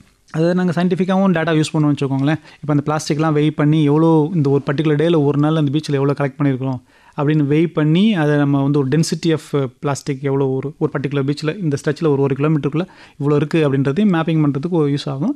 குழந்தைங்களுக்கும் அவேர்னஸ் க்ரியேட் ஆன மாதிரி இருக்கும். இது ஒன்று. எங்கள் திருவான்மியூருக்கு போயிருந்தோம். சக ஊழியர்களும் சரி மற்ற இன்ஸ்டியூஷன் எங்கள் MOESோட சிஸ்டர் இன்ஸ்டியூஷன் சொல்லுவோம், அவங்களோட சக ஊழியர்கள்லாம் எல்லோரும் வந்திருந்தாங்க. இன்ட்ரெஸ்டிங்காக வந்து ஸ்கூல்ஸ்க்கெலாம் இன்ஃபார்ம் பண்ணியிருந்தோம். எல்லா குழந்தைங்களும் சும்மா சின்ன குழந்தைங்க, ஆக்சுவலாக நீங்கள் ரொம்ப ஆச்சரியப்படுவீங்க பார்த்தீங்கன்னா சின்ன குழந்தைங்க அழகாக அவங்க ஸ்கூல் யூனிஃபார்மோட அவங்க டீச்சருங்களோட எல்லோரும் வந்திருந்தாங்க. ஒரு பெரிய கேதரிங் திருவான்மியூர் பீச்சில். அப்புறம் கல்லூரி மாணவர்கள் வந்திருந்தாங்க. ரொம்ப ஆச்சரியமாக இருந்தது. இன்ஜினியரிங் கல்லூரி மாணவர்கள், சயின்ஸ் கல்லூரி மாணவர்கள் எல்லோரும் வந்திருந்தாங்க. வந்ததுக்கப்புறம் வந்து அவங்களுக்கு எல்லாருக்குமே வந்து விழிப்புணர்வு ஸ்பீச் மாதிரி ஒன்று அரேஞ்ச் பண்ணி கொடுத்துட்டு தென் நாங்கள் எல்லாருமே வந்து ஆளுக்கு ஒரு பக்கம் பிரிஞ்சு போய் 2 பக்கம் பிரிஞ்சு போவோம் ஒரு பேட்ச் அப்படின்னு சொல்லிட்டு என்டையர் திருவான்மியூர் பீச்சை ஃபுல்லாகவே க்ளீன் பண்ணோம். ஒரு 3-4 ஹவர்ஸ் எஃபர்ட் தான். அந்த குழந்தைங்களுக்கு கண்டிப்பாக இது வந்து ஒரு ஆழமாக மனசில் பதிஞ்சிருக்கும். அவங்க அடுத்த முறை வந்து ஒரு பிளாஸ்டிக்கை தூக்கி போடும்போது நினைப்பாங்க அடுத்த செப்டம்பரில் நம்ம தான் வந்து திருப்பி கலெக்ட் பண்ணணுமோ அப்படின்னு அந்த ஒரு நினைவு வரும்போது அவன் கரெக்டாக கொண்டு போயிட்டு அந்த குப்பைத்தொட்டிக்குள்ளே போடுவான் அப்படிங்கிற ஒரு நம்பிக்கை எனக்கு இருக்குது. நிச்சயமா அடுத்த முறை கடற்கரைக்கு போகிற குழந்தைங்களுக்கு வந்து ஞாபகம் வரும், நாம் யாரோ போட்ட குப்பையை எடுத்தோமே, அந்த மாதிரி நம்ம போடுற குப்பையை யாரோ எடுக்கணுமா அப்படின்ற கேள்வி அவங்க மனசில் நிச்சயமாக பதியும். ரொம்ப நல்ல முயற்சியை முன்னெடுத்திருக்கீங்க சார்.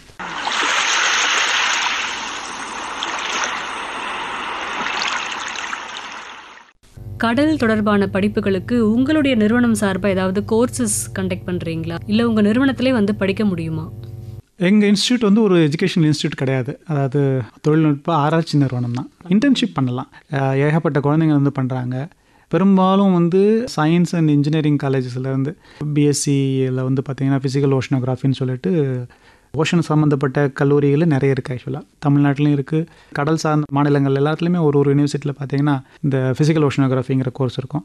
அது போக மெரைன் பயாலஜின்னு ஒரு சப்ஜெக்ட் இருக்குது. இப்போ நம்ம இந்த ஸ்பீஷிஸ் உயிரினங்கள்லாம் பற்றி பேசணும் பார்த்திங்களா, இதை படிக்கிறதுக்கு தனியாக ஒரு டிகிரி ப்ரோக்ராம் இருக்குது. பிஎஸ்சி எம்எஸ்சி மெரைன் மைக்ரோபாலஜி இருக்குது, மெரைன் பயோடெக்னாலஜி இருக்குது. அது வந்து கொஞ்சம் இன்ஜினியரிங் அண்ட் டெக்னாலஜிக்கல் ஓரியன்டாக உள்ள கோர்சஸ்லாம் இருக்குது. அது மட்டும் இல்லாமல் ஓஷன் சயின்சஸ், ஓஷன் இன்ஜினியரிங்கு ரிலேட்டடாக உள்ள கோர்சஸ் நிறைய இருக்குது. ஆக்சுவலாக பேச்சுலர்ஸ் லெவல்லையும் இருக்குது, மாஸ்டர்ஸ் லெவல்லையும் இருக்குது. அந்த மாதிரி காலேஜுங்கள்லேருந்து எங்களுக்கு நிறைய ரெக்வஸ்ட் இன்டர்ன்ஷிப் பண்ண முடியுமான்னு வரும். பெரும்பாலும் நாங்கள் எல்லா ரெக்வஸ்ட்டையும் நாங்கள் அக்செப்ட் பண்ணிக்குவோம். அவங்கெல்லாம் வந்து எங்களுடைய விஞ்ஞானிகளோட உட்கார்ந்து கூட இருந்து 1 மாதமோ 2 மாதமோ அவங்களுக்கு எவ்வளோ வெக்கேஷன் இருக்கோ அவ்வளோ நாள் அவங்க வந்து கூட இருந்து நாங்கள் என்ன பண்ணுறோம், அதில் அவங்களால ஏதாவது சின்ன ஒரு பங்களிப்பு இருக்குமா அப்படின்றதையும் பார்த்துட்டு எக்ஸ்பீரியன்ஸ் சர்டிஃபிகேட் வெளியில் போவாங்க, இன்டர்ன்ஷிப் சர்டிஃபிகேட் வெளியில் போகிறாங்க. சப்ஜெக்டை படிச்சுட்டு அதை விட்டு வெளியில் வரும்போது உங்களுக்கு தெரிஞ்சது இதில் வந்து காம்படிஷன் ரொம்ப குறைவு, ஆப்பர்ச்சுனிட்டிஸ் வேறு அதிகம். அதாவது வாய்ப்புகள் நிறைய இருக்குது, உங்களுக்கு போட்டிகள் கம்மியாக இருக்குது. நிறைய பேருக்கு இந்த விஷயம் தெரியாதே சார், பல லட்சங்களில் போட்டி போட்டு காணாம தானே போயிட்டுருக்கோம். இது ஒரு நல்ல துறையும் தான். என்னால் முடிஞ்சது அஃப்கோர்ஸ் நான் நிறைய பேருக்கு ஆக்சுவலாக இன்ஃபார்ம் பண்ணியிருக்கேன், சொல்லியிருக்கேன். இந்த டீச்சிங் ப்ரொஃபஷனுமே வந்து இண்டஸ்ட்ரியிலேருந்து திரும்பி வர்றதுங்கிறது வந்து ரொம்ப கம்மியான பேர் தான் வந்திருப்பாங்க. அதில் நானும் ஒருத்தன். என்னோடய பேஷனே வந்து தெரிஞ்சுக்கிட்ட நாலேஜை பல பேருக்கு சொல்லணும் அப்படிங்கிறதுனால தான் டீச்சிங் ப்ரொஃபஷனை சூஸ் பண்ணேன். ஸோ இந்த ப்ரோக்ராம் நீங்கள் கூப்பிட்டப்பையும் வந்து இந்த தகவல்கள்லாம் வந்து நிறைய பேருக்கு போய் சேர்ந்து அடையும் அப்படின்னு நினைக்கும்போது ரொம்ப சந்தோஷமாக இருந்தது. நிறைய பேர் இந்த நிகழ்ச்சி கேட்குறவங்களும் அதை ஓகே யோசிப்பாங்க, கடல் சார்ந்த படிப்புகள் இருக்குது, அந்த துறையை நம்ம நோக்கி போகணும் அப்படிங்கிறது என்னுடைய வேண்டுகோளும் கூட. ஏன்னா பூமியை பாதுகாக்கிறதே கடல் தான்றப்போ அந்த கடலை பாதுகாக்க நம்ம எடுக்கிறதுக்கான ஒரு முன்முயற்சியாக கூட இந்த கல்வி வழிவகுக்கும்னு நினைக்கிறேன். ஆங்கிலத்தில் ஒரு சின்ன ஒரு வேர்டு, ஒரு ஸ்லோகன் மாதிரி இப்போ ரீசெண்டாக நான் பார்த்தேன். ஆக்சுவலாக இந்த நம்ம கடல் சார்ந்த இந்த விழிப்புணர்வெல்லாம் க்ரியேட் பண்ணுறது எப்படின்னா, சஸ்டைனிங் வாட் சஸ்டைன்சஸ். கேப்ஷன் ரொம்ப சின்னதாக இருந்தாலும் அதுக்குள்ளே அவ்வளோ ஆழமான ஒரு கருத்து இருக்குது. நம்மளை வாழ வைக்கிற அந்த கடலை நம்மளால் வாழ வைக்க முடியுமான்னு தெரியாது, அட்லீஸ்ட் அதுக்குன்னா நம்ம முயற்சி எடுப்போங்கிறது அப்படிங்கிறது தான் வந்து இந்த சஸ்டைனிங் வாட் சஸ்டைன்சஸ். ஒரு சின்ன முயற்சி. மறுபடியும் ஒரு முறை சொல்லிக்கிறேன், கடல் வந்து நமக்கு மட்டும் இல்லை, நம்மளோட சேர்ந்து trillions and trillions of species coexist, கூடவே சேர்ந்து வாழ்ந்து கொண்டிருக்கோம். அவங்களையும் நம்ம கண்டிப்பாக கருத்தில் வைக்கணும். நம்ம தான் மோஸ்ட் ரெஸ்பான்சிபிள் ஸ்பீஷீஸ்ன்றதையும் நம்மளே சொல்லிக்கிறோம். ஆனால் நம்ம தான் இவ்வளோ சேதத்துக்கும் காரணமாகவும் இருக்கும் அப்படின்றத நம்ம உணர்ந்துட்டு அதுக்குண்டான கரெக்ஷன் பார்த்து நம்ம ஆல்ரெடி நம்ம எடுத்துட்டோம் தான் நான் நினைக்கிறேன். வரும் சந்ததியினர்கள் ஆக்சுவலாக தொடருவாங்கன்னு நம்புகிறேன். நிலப்பரப்பு கடல் பற்றி நிறைய பேசணும் சார். இப்போ கடலுக்கு நடுவில் இருக்கக்கூடிய தீவுகளுக்கு உங்களுடைய துறை சார்பாக என்னெல்லாம் செஞ்சுருக்கீங்க? இப்போ லக்ஷதீப் ஐலண்ட்ஸ் சொல்லுவோம், லக்ஷதீப் தீவுகள்னு சொல்கிறாங்களே, அதில் பார்த்திங்கன்னா நிறைய தீவுகள் இருக்குது. அதில் ஒரு 9 தீவுகளில் இன்றைக்கி குடிக்கிறதுக்கு தண்ணி கிடைக்குது அப்படின்னா அதுக்கு எண்ணெய் ஊட்டி தான் காரணம். இது நிறைய பேருக்கு தெரிஞ்சிருக்கிறதுக்கு வாய்ப்பு கம்மி தான். ஆனால் முழுக்க அந்த என்டையர் டிசைன், அது ஒரு டெக்னாலஜி, ஸ்பெஷல் டெக்னாலஜி. நான் அது நிறைய டெக்னிக்கலாக சொல்ல விரும்பல, அது ஒரு ஸ்பெஷல் டெக்னாலஜி.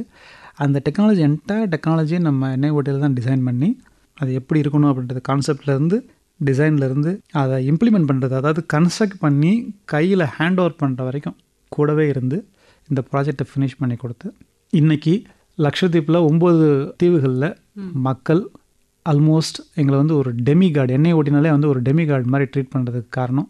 இதனால் வரைக்கும் அவங்களுக்கு குடிநீரே கிடையாது. ஆக்சுவலாக குடிநீர் வந்து கப்பலில் தான் போகும், இங்கேருந்து தான் போகும். ஏன்னா லக்ஷதீப் ஐலாண்டுகள்லாம் வந்து ரொம்ப சின்ன தீவுகள். பார்த்திங்கன்னா மழை நீரை சேகரிக்கிறது கூட அவங்களுக்கு இடம் இல்லை, அந்தளவுக்கு சின்ன சின்ன தீவுகள். ஒருவேளை அப்படியே அவங்க சேமிக்கணும்னு நினச்சாலுமே அவங்களுடைய நிலப்பரப்பு எப்படி இருக்குன்னா வந்து ஒரு சின்ன ஒரு மவுண்டைன் மாதிரி, ஓஷனுக்கு நடுவில் ஒரு சின்ன சின்ன மவுண்டைன் மாதிரி ஒரு தீவுகளும் இருக்கும். அவங்க தண்ணியை வந்து சேகரிக்கணும்னு நினச்சாலுமே அது கடல் தண்ணியோட உடனே மிக்ஸ் ஆகிடும் வித்தின் ஃபியூ மினிட்ஸில். சேகரிக்க வாய்ப்பே கிடையாது. நீங்கள் ஏதாவது போர் போட்டு நம்ம தண்ணி எடுத்துடலான்னு நீங்கள் எடுத்திங்கன்னா அது உப்பு தண்ணியாக தான் வரும், கடல் தண்ணி தான் வரும். ஏன்னா இதெல்லாம் வந்து காலகாலமாக வந்து கோரல் தீவு திட்டுகளாகவே இருந்திருக்கு ஆக்சுவலாக. ஸோ தண்ணியே கிடையாதுங்க, குடிக்கிற தண்ணியே கிடையாது. ஸோ NIOT தான் வந்து ஸ்பெஷலாக அந்த டெக்னாலஜியை வந்து டிசைன் பண்ணி அங்கேயே இம்ப்ளிமெண்ட் பண்ணி ஃபஸ்ட்டு வந்து கவரத்திங்கிற ஒரு ஐலாண்டில் தான் இன்ஸ்டால் பண்ணோம். அவங்க குடிக்கிற தண்ணி வந்து ஒரு ட்ராப் வந்து NIOTயோட வாட்டர். 20 வருஷத்துக்கு முன்னாடி ஆரம்பித்தாங்க, 2005 நினைக்கிறேன், 2005-4 முதல் கடல் நீரை குடிநீராக்கும் திட்டம், டீசலினேஷன் சொல்லுவாங்க. அது ஸ்பெஷல் டீசலினேஷன் டெக்னாலஜி. 2-3 டெக்னாலஜிஸ் இருக்குது. இந்த டெக்னாலஜி வந்து நாங்கள் லக்ஷதீப் தீவுகளுக்காகவே டிசைன் பண்ணது. இந்த டெக்னாலஜி வேறு எங்கேயும் நம்ம இப்போ வந்து அந்தமான் சீல கூட வந்து எஃபெக்டிவாக யூஸ் பண்ண முடியுமான்னு தெரியாது, இனிமேல் தான் இப்போ டெஸ்ட் பண்ணி பார்க்கணும். ஆனால் அந்தமான் வந்து பொறுத்த வரைக்கும் வந்து பார்த்திங்கன்னா உங்களுக்கு மழை நீரை சேகரிக்க அளவுக்கு நிறைய ஏரிகள்லாம் கூட இருக்குது. இன்ஃபேக்ட் சில தீவுகள்லாம் வந்து சின்ன சின்ன லேக்ஸ்ன்னு சொல்லுவாங்க, ஏரிகள்லாம் இருக்குது. பெரிய ஏரியாலும் சின்ன ஏரியால் இருக்குது, அவங்களுக்கு தண்ணி கிடைக்குது. பட் இவங்களுக்கு அப்படி கிடையாது. நம்ம வந்து நினச்சி பார்க்காத விஷயம், தீவுகளில் வாழ்கிறவங்களுக்கான குடிநீரை பற்றி நம்ம யோசிச்சிருக்கவே மாட்டோம். இப்போ தான் அதெல்லாம் யோசிக்க தோணுது. குடிநீருக்கு தண்ணி இல்லாதப்போ வந்து அவங்களுக்கு எதுவும் பயிரிட முடியாது. கொஞ்சம் நாளாக இருந்தாலுமே வந்து ஒரு இடம் இருந்தாலுமே வந்து அதில் பயிரிடணும்னு நினச்சாலும் நீங்கள் எதுவும் பயிரிட முடியாது, ஏன்னா உப்பு தண்ணியில் எல்லாமே விளையாது. இப்போ நாங்கள் இந்த டெக்னாலஜி எப்படி யூஸ் பண்ணுறோன்னா, கடல் மேலே இருக்கிற வாட்டர் பார்த்திங்கன்னா வந்து ஒரு 25-30 டிகிரி டெம்பரேச்சருக்குள்ளே இருக்குன்னு வச்சுக்கோங்களேன். இதே நீங்கள் 1000 மீட்டருக்கு கீழே போனீங்கன்னா இங்கே இருக்கிற டெம்பரேச்சரோட ஒரு 12-18 டிகிரி கம்மியாக இருக்கும் அங்கே. So cold water and warm வாட்டர்னு சொல்லுவோம். So warm water from the surface, cold water from the deep, இது ரெண்டுத்தையும் யூஸ் பண்ணி இந்த டிஃப்ரென்ஸ் இன் டெம்பரேச்சர் இருக்குங்களா, இது இந்த ஒரு சின்ன கான்செப்டை யூஸ் பண்ணி தான் இந்த என்டையர் டீசலினேஷன் ப்ராஜெக்டாக இருக்காது. இது வந்து லக்ஷதீப் ஐலாண்டில் மட்டும்தான் சாத்தியம். ஏன்னா லக்ஷதீப் ஐலாண்டில் நீங்கள் பீச்சுன்னு நினச்சிட்டு இருக்கிட்டு ஒரு கொஞ்சம் தூரம் நடந்து போனீங்களே வந்து உங்களுக்கு சடனாக வந்து கடல் உள்ளே போக ஆரம்பிக்கும். அது வந்து ஒரு மவுண்டைன் மாதிரி தான், அது ஒரு ஸ்டீப்பான ஒரு மவுண்டைன் மாதிரி தான் அந்த ஐலாண்டு. சமமாலாம் இருக்காது, ஆழ்கடல் வந்து உங்களுக்கு சீக்கிரமாக வந்துடும். இப்போ நீங்கள் சென்னை மெரினா பீச்லேருந்து நீங்கள் கடலுக்குள் நடந்து போனீங்கன்னா மேபி ஒரு 10 மீட்டர் 20 மீட்டர் 30 மீட்டர்னு வந்து யூனிஃபார்மாக வந்து அப்படியே குறைஞ்சிக்கிட்டே போகும். அப்புறம் 500 மீட்டர் 1000 மீட்டர்னு வரும். அந்த 500 மீட்டர் 1000 மீட்டர் வரும்போது பை த டைம் நீங்கள் வந்து ஒரு 20-30 கிலோமீட்டர் நீங்கள் உள்ளே போனால் மட்டும்தான் வரும்னு வச்சுக்கோங்களேன். இங்கே அப்படி கிடையாது, ஒரு 1 கிலோமீட்டர் போனீங்கன்னா உங்களுக்கு 1000 மீட்டர் வர டெப்த் வந்துடும். இந்த இயற்கையான ஒரு விஷயத்தை நாங்கள் அட்வான்டேஜாக யூஸ் பண்ணி இயற்கையாகவே கிடைக்கிற அந்த gold water from the deep and warm water from the surface use பண்ணி இந்த டீசலினேஷன் டெக்னாலஜி நாங்கள் டிசைன் பண்ணியிருக்கிறோம். இதுதான் அதில் தனித்துவம். மாணவர்கள் கண்டிப்பாக இதை வந்து கவனத்தில் வச்சுக்கணும். அதாவது நம்ம இந்த ஓஷியன் ஸ்டடீஸை எடுத்துக்கும் போது எவ்வளோ விஷயங்களை செய்ய முடியும். தீவுகளில் வாழ்கிற மக்களை பற்றி நம்ம நினச்சிருப்போமா இது வரைக்கும்? NIOT பண்ண இந்த விஷயத்துக்காகவே அவங்களுக்கு நம்ம ஒரு சல்யூட் கொடுக்கணும். தேங்க்யூ. காமனர் கொஸ்டின் சார், கடல் அலையுடைய ஃபோர்ஸ் வச்சு நம்ம கரண்ட் எடுக்க முடியுமா? பண்ணலாம். கடல் டைடல் கரண்ட்ஸ்ன்னு சொல்லுவோம், வேவ்ஸ்ன்னு சொல்லுவோம் இல்லையா, இதுக்கு எல்லாத்துக்குமே ஒரு சக்தி இருக்குது. எப்படி நீங்கள் காற்றை யூஸ் பண்ணி காற்றாலை யூஸ் பண்ணி மின்சாரம் தயாரிக்கிறீங்களோ அது மாதிரி டைடல் கரண்ட்டை யூஸ் பண்ணி, கரண்ட்ஸுங்கிறது nothing but movement of the water, எப்படி மூவ்மெண்ட் ஆஃப் த ஏரை யூஸ் பண்ணி நீங்கள் விண்ட் டர்பைனை ரொட்டேட் பண்ணுறீங்களோ அதே மாதிரி மூவ்மெண்ட் ஆஃப் த வாட்டரை யூஸ் பண்ணி நீங்கள் அண்டர் வாட்டர் டர்பைனை யூஸ் பண்ணி நீங்கள் எலக்ட்ரிசிட்டி ப்ரொடியூஸ் பண்ணலாம், மின்சாரம் தயாரிக்கலாம். எல்லாத்துக்குமே வந்து பார்த்திங்கன்னா ஏதாவது ஒரு வகையில் ஒரு சின்ன சொல்யூஷன் இருக்கும். சில நாடுகள்லாம் வந்து பார்த்திங்கன்னா எப்பயுமே அவங்களுக்கு வந்து அலைகள் வந்து ஜாஸ்தியாகவே இருக்கும். For example northern part of இங்கிலாந்துலாம் போனீங்கன்னா அட்லாண்டிக் ஓஷன்ஸ்லேயும் பசிபிக் ஓஷன்ஸ்லேயும் அவங்களுக்கு நார்மல் டேங்கிறதே வந்து பெரிய அலைகள் வரும். அது வந்து நமக்கு இப்போ இங்கே ஸ்ட்ராங் மாதிரி இருக்குதுன்னு வச்சுக்கோங்களேன், நம்ம பே ஆஃப் பெங்காலில் அது அவங்களுக்கு பார்த்திங்கன்னா டே டு டே லைஃபாக இருக்கும். ஸோ அவங்களுக்கு வந்து நார்மலே ரொம்ப அதிகமான வேவ்கள் இருக்கும். ஸோ அங்கே நிறைய டெக்னாலஜி டெவலப் பண்ணியிருக்காங்க ஆக்சுவலாக, அதுலேருந்து மின்சாரம் தயாரிக்க முடியுமா அப்படின்றது. இப்போ நமக்கு பே ஆஃப் பெங்காலும் அரேபியன் சீயும் இந்தியன் பெருங்கடலும் வந்து compare to Atlantic and Pacific கொஞ்சம் வேவ்ஸ் வந்து கம்மி தான், அமைதியான கடல்லே சொல்லலாம் கம்பேரிட்டிவ்லி சொல்லும்போது. ஆமாம். ஸோ அதனால் அந்த டெக்னாலஜிஸ்லாம் வந்து கொஞ்சம் டைம் எடுக்கும். ஆனால் கரண்ட்ஸ் ஒர்க் பண்ணுறோம். டைடல் கரண்ட்ஸ் வந்து நிறைய இடத்துல இருக்குது. கல்ஃப் ஆஃப் கம்பாத்தில், கட்சில், சுந்தர்பன்ஸில், அப்புறம் அந்தமான் நிக்கோபார் ஐலாண்ட்ஸில் பண்ணலான்னு இருக்கிறோம். இன்னொரு பெரிய விஷயம் என்ன பார்த்திங்கன்னா, அந்தமான் நிக்கோபார் அண்ட் லக்ஷதீப் ஐலாண்டில் பார்த்திங்கன்னா தண்ணி ஒரு பக்கம் ஒரு பிரச்சனைனா, இன்னொரு பக்கம் மின்சாரம். நீங்கள்லாம் இப்போ வந்து பவர் கிரிட்டில் கனெக்ட் ஆகிருக்கீங்க. இப்போது சென்னைங்கிறது பார்ட் ஆஃப் த மெயின்லேண்ட். ஸோ உங்களுக்கு வந்து என்டையர் கண்ட்ரிக்கு வந்து இந்த எலக்ட்ரிசிட்டியோட பவர் கிரிட்டும்பாங்க, நேஷ்னல் கிரிட்டும்பாங்க. ஸோ இதெல்லாம் வந்து மின்சாரத்தை வந்து கிராசிங் தி மாநிலங்கள், பல மாநிலங்களுக்கு கொண்டு போவோம். ஆனால் அந்தமானும் லக்ஷதீப்பும் ரொம்ப தூரத்தில் இருக்குது, நம்மளால் கேபிள் போட முடியாது. ஸோ அவங்க எப்படி வந்து மின்சாரத்தை யூஸ் பண்ணுறாங்கன்னு பார்த்தீங்கன்னா ஜெனரேட்டர்ஸ், இப்போதைக்கு டீசல் ஜெனரேட்டர்ஸ் தான் யூஸ் பண்ணுறாங்க. ஸோ அதில் நிறைய சேலஞ்சஸ் இருக்குது. அதில் வந்து என்விரான்மெண்டல் கன்சர்னும் இருக்குது. அங்கே உள்ள என்வரான்மெண்ட்டில் ஏற்கனவே ரொம்ப சென்சிட்டிவான ஒரு என்வரான்மெண்ட். அந்த இடத்துல நம்ம வந்து முடிஞ்ச அளவுக்கு இந்த மாதிரி டீசலை யூஸ் பண்ணி ஜென்ரேட்டர் யூஸ் பண்ணி மின்சாரம் தயாரிக்கிறது குறைச்சா நல்லது. அதுக்கும் எண்ணெய் ஓட்டி நாங்கள் ஒர்க் பண்ண ட்ரை பண்ணிகிட்ருக்கோம். கடல் சார்ந்த மின்சார உற்பத்தியை இன்க்ரீஸ் பண்ண முடியுமா, இன்க்ரீஸ் பண்ணுறதுனால டீசல் பேஸ்டு ஜென்ரேட்டரோட யூட்டிலைசேஷனை குறைக்க முடியுமா அப்படிங்கிறத பார்க்குறோம். ஒன்று. இன்னொன்று, அந்தந்த ஐலாண்டுக்கு தேவையான எனர்ஜி ரெக்குயர்மெண்ட். உங்களுக்கு என்ன, இப்போ ஒரு சின்ன ஐலாண்ட் இருக்குது அந்தமானில், அதில் மொத்தமே வந்து ஒரு 100 குடும்பங்கள் தான் இருக்குன்னு ஒரு உதாரணத்தை வச்சுக்கிட்டோம்னா, உங்களை சுற்றி கடல் இருக்குது. அந்த கடல்லேருந்து ஏதாவது மின்சாரம் தயாரிக்க முடியுமா, அதை அந்த கம்யூனிட்டிக்கு மட்டும் கொடுக்க முடியுமா? Of grid system, hybrid system சொல்லுவோம் நம்ம. Of grid and then modular system சொல்லுவோம். பெரிய அளவில் மெகாவாட்டு இல்லை கிலோவாட்டுன்னு திங்க் பண்ணாமல் இந்த சின்ன கம்யூனிட்டிக்கு தேவையான எலக்ட்ரிசிட்டி மட்டும் கிடைக்குதா, அந்த கடல் சார்ந்தப்பட்ட ஏதாவது ஒரு சோர்ஸ்லேருந்து கிடைக்குதான்னு பார்த்துட்டு அது மட்டும் சப்ளை பண்ணாலே போதும். அவங்களோட ரெக்குயர்மெண்ட்டும் அவ்வளோதான் இருக்கும். ஸோ இது வந்து ஒரு ஃபியூச்சரிஸ்டிக்கான ஒரு திங்கிங்கை நாங்கள் இப்போ ஒர்க் பண்ண ஆரம்பிச்சிருக்கிறோம். ரெனியூவபிள் சோர்ஸஸ்லேருந்து நம்ம எனர்ஜியை எடுத்துகிட்டே இருந்தால் நமக்கும் பாதிப்பு கம்மியாக இருக்கும், சுற்றுச்சூழல் நம்ம ஈஸியாக பாதுகாத்துட முடியும். அதுதான் எங்களுடைய முக்கியமான குறிக்கோள். நாங்கள் என்ன சொல்லுவோம்னா, அது மெரைன் ரினியூவபிள்ஸ்னு சொல்லுவோம். கடல் வந்து அவ்வளோ ஆற்றலுடையது, அதை ஏன் நம்ம யூட்டிலைஸ் பண்ணக்கூடாது, அப்புறம் டெக்னாலஜி நம்ம டிசைன் பண்ணி மெரைன் ரினியூவபிள் ஏன் யூஸ் பண்ணக்கூடாது அப்படிங்கிறது தான் எங்களுடைய கருத்து. இப்போ உங்கள் நிறுவனத்தோட அந்த டீப் ஓஷன் மிஷன் அந்த ப்ராஜெக்டை பற்றி கொஞ்சம் சொல்லுங்களேன். ஆழ்கடல் மிஷன் ப்ராஜெக்ட் ஏறக்குறைய வந்து ஒரு 4000 கோடி ரூபாய் ப்ராஜெக்ட். ஆக்சுவலாக 5 வருஷம். அதில் வந்து 6 வெர்டிக்கல், அதில் 4 வெர்டிக்கல் வந்து எண்ணெய் ஓட்டி தான் இம்ப்ளிமெண்ட் பண்ணுது under the ministry of earth சயின்சஸில். அந்த டீப் ஓஷன் மிஷனில் பார்த்தீங்கன்னா large number of projects related to blue எக்கானமின்னு சொல்லுவோம். அதாவது கடல் சார்ந்தப்பட்ட எக்கானமி. ப்ளூ எக்கானமிங்கிறது என்னென்னா, ஓஷன்லேருந்து நம்ம என்னென்ன எக்கானமிலாம் நம்ம டெரைவ் பண்ண முடியும். ஃபார் எக்ஸாம்பிள் நான் சொன்னேன் இல்லையா, ஃபுட்டு, உங்களுக்கு அப்புறம் எனர்ஜி எல்லாம் சொன்னேன் இல்லையா, அதில் வந்து டிரான்ஸ்போர்ட்டேஷனு, லீஷர், டூரிசம்மு எல்லாமே வந்துடும். ஆக்சுவலாக இதெல்லாம் பார்த்திங்கன்னா மொத்தம் ஓஷன் எக்கானமி. நம்ம என்னென்ன எக்கானமிலாம் நம்ம வந்து ஓஷன்லேருந்து வருதோ அது ப்ளஸ் சஸ்டைனபிலிட்டி, இது ரெண்டும் சேர்ந்தது தான் ப்ளூ எக்கானமின்னு சொல்கிறோம். இந்த ப்ளூ எக்கானமி கண்ட்ரியில் எவ்வளோ ரிசோர்ஸஸ் இருக்குது, மேசிவ் ரிசோர்ஸஸ் இருக்கோ அது எக்ஸ்ப்ளோர் பண்ண முடியுமா அப்படின்றதுக்கு உண்டான பைலட் ஸ்கேல் தான் இந்த டீப் ஓஷன் மிஷன். இந்த 4000 கோடி இந்திய அரசாங்கம் கொடுத்துருக்கிறது வந்து ஒரு pilot scale project. So that நம்ம ஃப்யூச்சரில் வந்து blue economy of the country, நம்ம கண்ட்ரியில் வந்து நிறைய ஆக்சுவலாக வந்து ரிசோர்ஸஸ் இருக்குது. நமக்கு 3 பக்கமும் கடல் தானே. அதே சமயம் நீங்கள் வந்து என்வரான்மெண்ட்டை சேதாரப்படுத்திடக்கூடாது, எக்கோசிஸ்டம் வந்து டீக்ரேட் பண்ணிடக்கூடாது அப்படிங்கிற கருத்தெல்லாம் வச்சுக்கிட்டு டெக்னாலஜி டெவலப் பண்ணுங்கள் அப்படிங்கிறதுக்கு உண்டான உந்துதல் தான் இந்த டீப் ஓஷன் மிஷன் ப்ராஜெக்ட். அதை வந்து இப்போ எண்ணெய் ஓட்டி இம்ப்ளிமெண்ட் பண்ணிகிட்டு இருக்குது ஆக்சுவலாக. அப்போ வருங்காலத்தில் இந்த ஓஷன் இன்ஜினியரிங் படிப்புக்கு நிறைய வாய்ப்புகள் இருக்குது, நிறைய ஸ்கோப்பும் இருக்குன்னு தானே அர்த்தம்? ஆமாம். இதில் one of the verticals of the deep ocean மிஷனில் தனிப்பட்ட முறையிலே வந்து போதுமான அளவுக்கு ஃபண்ட் எடுத்து வச்சுருக்கோம். அது எதுக்குன்னா, நிறைய யூனிவர்சிட்டியில் நாங்களே வாலண்டியராக போய் புரிதல் ஒப்பந்தத்தோட நாங்கள் ஸ்பான்சர் பண்ணுறோம். MSc microbiology, marine microbiology students ஒரு 20 ஸ்டூடெண்ட்ஸ் இந்த வருஷம் பூரா எண்ணெய் ஓட்டி ஸ்பான்சர் பண்ணுறோம். அந்த மாதிரி கமிட்மெண்ட் பண்ணியிருக்கோம். இது எதுக்குன்னா, இந்த அவேர்னஸ் ப்ரோக்ராமும் இந்த சப்ஜெக்டை பற்றி அவுட்ரீச்சும் இருக்கணும் அப்படிங்கிறதுக்காக. இப்போ ரீசெண்டாக வந்து பாண்டிச்சேரி யூனிவர்சிட்டியோட வந்து ஒரு MOU சைன் பண்ணியிருக்கோம். இப்போ இந்த வருஷம் 2025 20 ஸ்டூடெண்ட்ஸு எண்ணெய் ஓட்டியோட ஃபுல் ஸ்பான்சர் ஸ்டைஃபண்டு எல்லாமே அவங்களுக்கு கொடுத்து எம்எஸ்சி மெரைன் மைக்ரோபயாலஜி படிக்க போகிறாங்க. இந்த வருஷத்துலேருந்து அடுத்த 4 வருஷத்துக்கு நாங்கள் கமிட் பண்ணியிருக்கிறோம் எங்களுடைய ஒப்பந்தம். அதே மாதிரி ஆந்திராவில் வந்து ஒரு பப்ளிக் யூனிவர்சிட்டி இதே மாதிரி சூஸ் பண்ணியிருக்கோம்.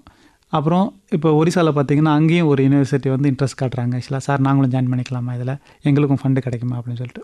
இதே மாதிரி வெஸ்ட் பெங்கால்லையும் நாங்கள் வந்து பேசிகிட்டு இருக்கோம். ஸோ எல்லா மேரிடைம் ஸ்டேட்ஸ், கடல் சார்ந்த மாநிலங்களில் ஒரு இன்ஸ்டியூட்டாவது எண்ணெய் ஓட்டியோட ஃபண்டிங் மூலிமா ஒரு சின்ன அவுட்ரீச் ப்ரோக்ராம் ஏதோ எங்களால் முடிஞ்சது, கல்வியோட புது ப்ரோக்ராம் இன்ட்ரடியூஸ் பண்ணுறதோ இல்லை ஏற்கனவே இருக்கிற ப்ரோக்ராமில் அடிஷ்னலாக நம்பர் ஆஃப் ஸ்டூடெண்ட்ஸ் இன்க்ரீஸ் பண்ண முடியுமா, ஆட்டோமேட்டிக்காக வந்து உங்களுக்கு கெப்பாசிட்டி பில்ட் ஆகும் இல்லையா கண்ட்ரியில். ஸோ எங்களுடைய முக்கிய குறிக்கோள் வந்து கெப்பாசிட்டி பில்டிங். அது வந்து நாங்கள் கோஸ்டல் ஸ்டேட்லேருந்து ஆரம்பிக்கும். ஏன்னா அவங்களுக்கு தான் வந்து இந்த யூனிவர்சிட்டிஸ்லாம் வந்து அந்த ஓஷனோகிராஃபி சம்மந்தப்பட்ட படிப்புகள் ஆல்ரெடி நடந்துகிட்டு இருக்கு, ஈஸியாக இருக்கும். ஸோ அங்கே ஸ்டார்ட் பண்ணுறோம். இது பெர்குலேட் ஆகும் த்ரூ அவுட் தி இன்டர்லேண்டும் அப்படிங்கிறது நம்பிக்கை. நிச்சயமாக சார். ஓஷியன் வாட்டர் மாதிரி இந்த ஓஷியன் ஸ்டடீஸும் கண்டிப்பாக பெர்குலேட் ஆகும். மக்களுக்கு நீங்கள் தான் சொல்ல விரும்புகிறது? பி எ ரெஸ்பான்சிபிள் சிட்டிசன். நம்மை வாழ வைக்கிற இந்த பெருங்கடலை நம் பாதுகாப்போம். ஒரு வரியிலே 1000 அர்த்தம் பொதிந்த வாக்கியம் சார் நீங்கள் சொன்னது. நிச்சயமாக மக்கள் இந்த நிகழ்ச்சியை கேட்டு விழிப்புணர்வு பெற்று கண்டிப்பாக கடல் சம்மந்தப்பட்ட விஷயங்களை பற்றி இனிமேல் யோசிப்பாங்க.